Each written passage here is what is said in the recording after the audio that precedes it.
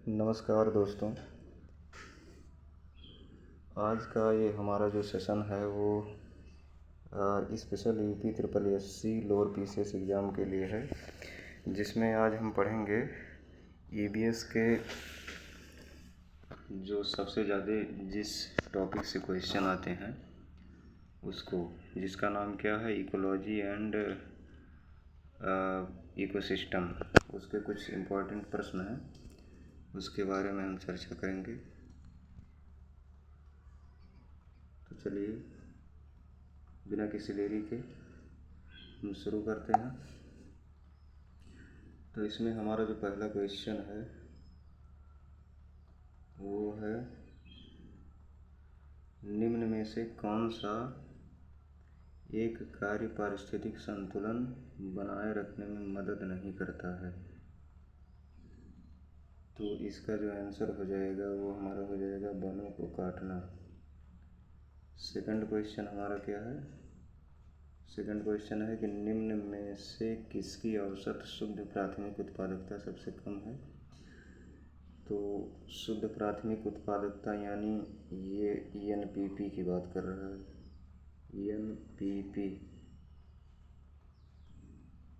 ENPP यानी net primary productivity. तो इसका जो आंसर हो जाएगा ये है शीतोष्ण कटिबंधीय घास प्रदेश। इसके बाद थोड़ा और आगे बढ़ेंगे। अगला क्वेश्चन है, सभी जितने क्वेश्चन हैं वो किसी न किसी एग्ज़ाम में आए हैं और बहुत ही इम्पोर्टेंट हैं, तो ध्यान से देखिएगा, यहाँ से क्वेश्चन मिलने की काफ़ी उम्मीद है।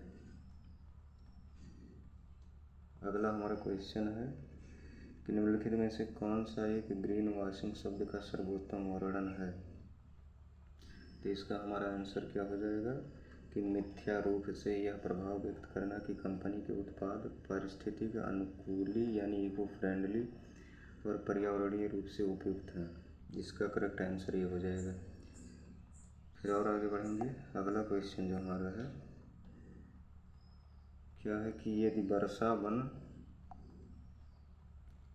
वर्षा वन और उष्णकटिबंधीय वन पृथ्वी के फेफड़े हैं। ध्यान से देखिएगा, क्वेश्चन थोड़ा लंबा है। तो निश्चित ही आर्द्र भूमियाँ इसके गुर्दों की तरह काम करती हैं। निम्नलिखित में से आर्द्र भूमियों का कौन सा एक कार्य उपयुक्त कथन को सर्वोत्तम रूप से प्रतिबिंबित करता है। कॉन्सेप्चुअल थोड़ा क्वेश्चन है, तो इसका ये आंसर हो जाएगा आर्द्र भूमियाँ अवसाद संतुलन और मृदा स्थिरीकरण बनाए रखने में महत्वपूर्ण भूमिका निभाती हैं। इसका यही आंसर होगा। फिर आगे थोड़ा बढ़ेंगे। अगला जो हमारा क्वेश्चन है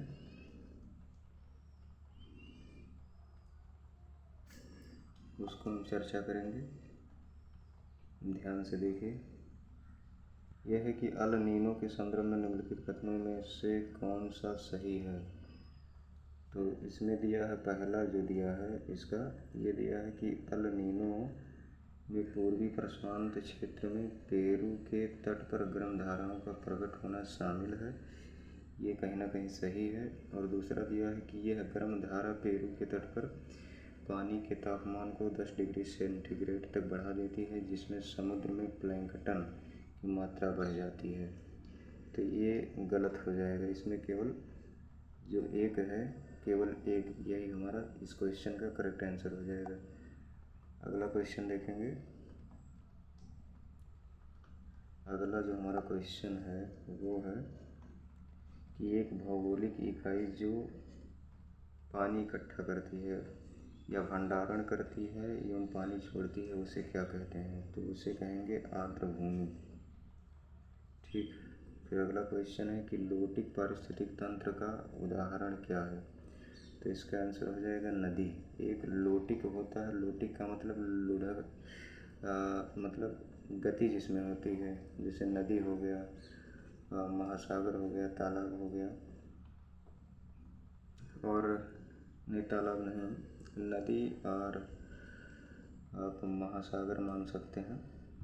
और एक होता है लोटिक और एक होता है लेंथिक, जो स्थिर होता है, जैसे हमारी झीलें हो जाएंगी, तालाब इसी में आएगा। तो इसका ये आंसर हो जाएगा लोटिक पारिस्थितिक तंत्र का उदाहरण नदी। अगला हमारा क्वेश्चन क्या है,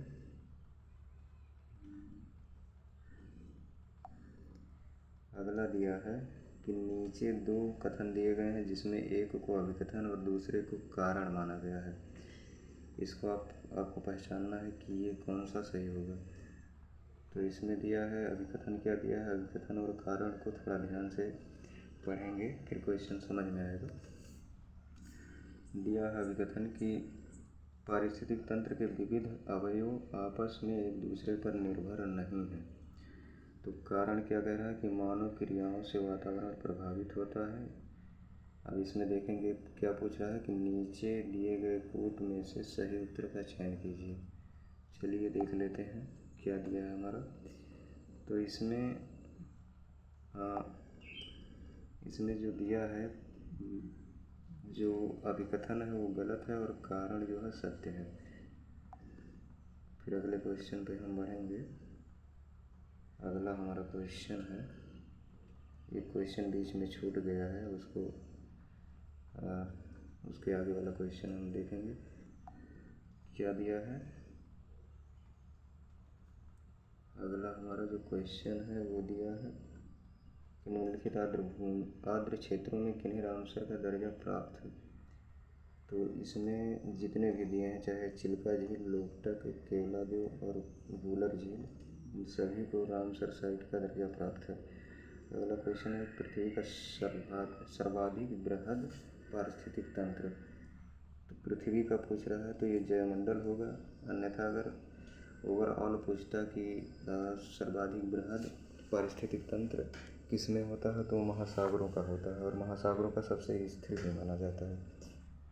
फिर अगला प्रश्न हमारा है, क्या है भैया, निम्नलिखित में से कौन सा एक पारितंत्र यानी इकोसिस्टम शब्द का सर्वोत्कृष्ट वर्णन करता है। तो ये हो जाएगा जीवों का समुदाय और साथ ही वह पर्यावरण जिसमें वे रहते हैं। तो जीवों का समुदाय, चाहे मनुष्य या जानवर, जो भी उनका समुदाय है, और पर्यावरण के साथ जो उनका इंटरेक्शन है, उसी को हम इकोसिस्टम कहेंगे। फिर अगला क्वेश्चन हमारा है कि निम्नलिखित में से कौन सा जीव जयमंडल का जैविक संगठन का सही कर्म है। तो इसका ये हो जाएगा जनसंख्या, सी ऑप्शन, जनसंख्या, उसके बाद समुदाय, फिर पारिस्थितिक तंत्र, फिर भूदृश्य। इसका सही जो कर्म है यही होगा। अगला क्वेश्चन देखेंगे।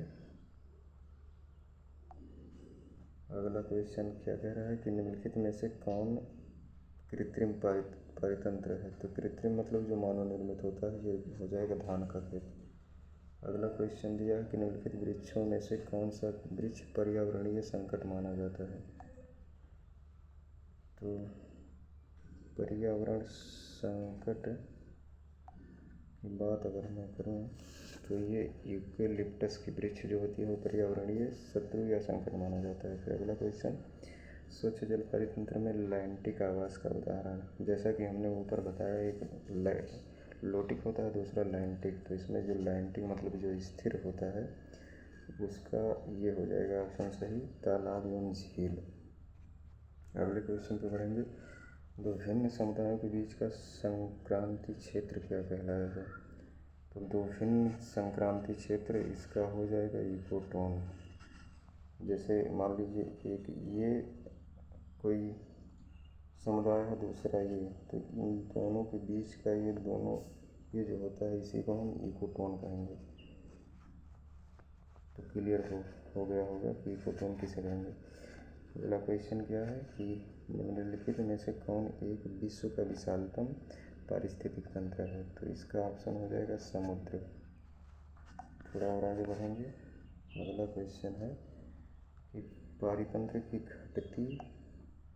घटती उत्पादकता के क्रम में निम्नलिखित में से कौन सा अनुक्रम सही है। तो इसमें हो जाएगा घटने का पूछ रहा है। तो देखिए मैंग्रोव, फिर घास स्थल, फिर झील, उसके बाद महासागर। अगला क्वेश्चन है कि निम्न में से किसने सर्वप्रथम गहन पारिस्थितिक शब्द का प्रयोग किया तो ये अर्निनेस हो जाएगा। और ध्यान रखिएगा ये जो कथन वाले क्वेश्चन हैं ये ईवीएस के पोर्शन में बहुत पूछे जा रहे हैं, जैसा कि लेखपाल एग्ज़ाम में आप लोगों ने देखा होगा और इसमें भी आ सकता है। तो कथन किसने दिया उसको थोड़ा ध्यान रखिएगा। चलिए थोड़ा और आगे बढ़ेंगे। अगला हमारा क्वेश्चन है, क्या है, पारिस्थितिक निचेत या निकेत की संकल्पना को प्रतिपादित किसने किया? तो ग्रीनले। नेक्स्ट क्वेश्चन, निम्नलिखित में से कौन सा पारिस्थितिक तंत्र पृथ्वी को सर्वाधिक क्षेत्र पर फैला हुआ है? तो ये हो जाएगा सामुद्रिक। अगला है कि सबसे अधिक स्थिर पारिस्थितिक तंत्र कौन सा है? तो हमने ऊपर भी बताया था कि सबसे स्थिर और सबसे बृहद ये है महासागर का। तो इस सेशन में हमने जितने भी क्वेश्चनों को रखा है वो किसी न किसी प्रीवियस एग्ज़ाम में आए हुए हैं और ऐसा नहीं है कि ये इम्पोर्टेंट नहीं है, ये चैप्टर ही बहुत इम्पोर्टेंट है इकोलॉजी एंड इकोसिस्टम का। तो इसको एग्ज़ाम से पहले एक बार और देख लेना रिवीजन के तौर पे। तो वीडियो अगर अच्छा लगा हो तो बस चैनल को सब्सक्राइब कर दीजिए ताकि जो है आगे आने वाले वीडियो का नोटिफिकेशन आप तक जल्दी पहुंच जाए। धन्यवाद।